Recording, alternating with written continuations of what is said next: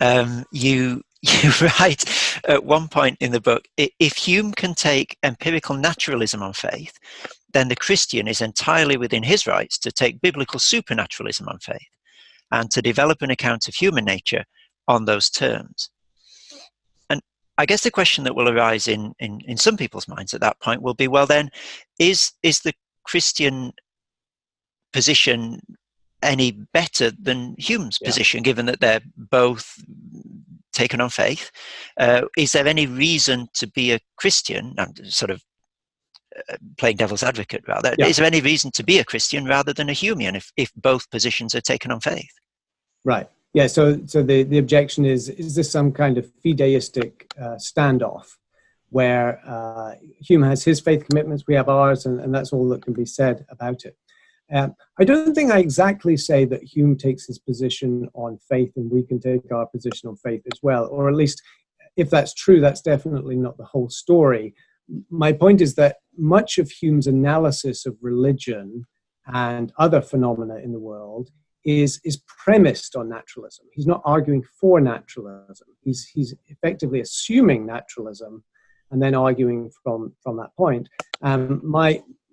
My point is sort of a tu quoque, that if Hume is allowed to do that, then the Christians should be allowed to do that as well. That doesn't mean that that's all there is to say about it, but whatever philosophical biases Hume brings to topics, Christians have a right to bring their own starting presuppositions. But I think there's more to be said, and it has to do with the internal critique of our presuppositions. So what I do later in the book, and you'll know this, is actually try and evaluate Hume's philosophy on its own terms. What I don't do is say Christianity is true, therefore Hume is false, which would be a patently absurd argument to make, or at least it certainly doesn't have any sort of rational apologetic traction. Instead, let's see what happens when you take Hume's position to its logical endpoint. And actually, the beauty of Hume is he does a lot of that for us already.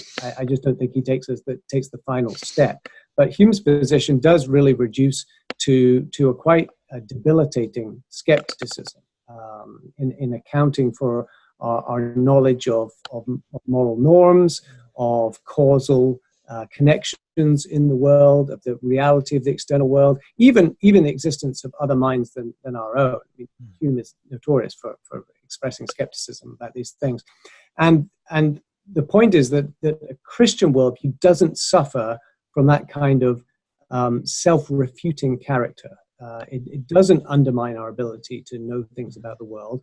Actually, it explains them. It accounts for why we have knowledge of moral truths, why we are able to formulate scientific laws and make predictions of the future, why we are able to rationally understand a world that we rightly assume to exist beyond our immediate sense experience, and so forth. So if we can take both sets of presuppositions, both worldviews, if we want to call them that, and do a sort of internal critique of each one, we can see that the Christian worldview stands up much, much better than a Humean worldview, or indeed any naturalistic worldview. That's part of my argument.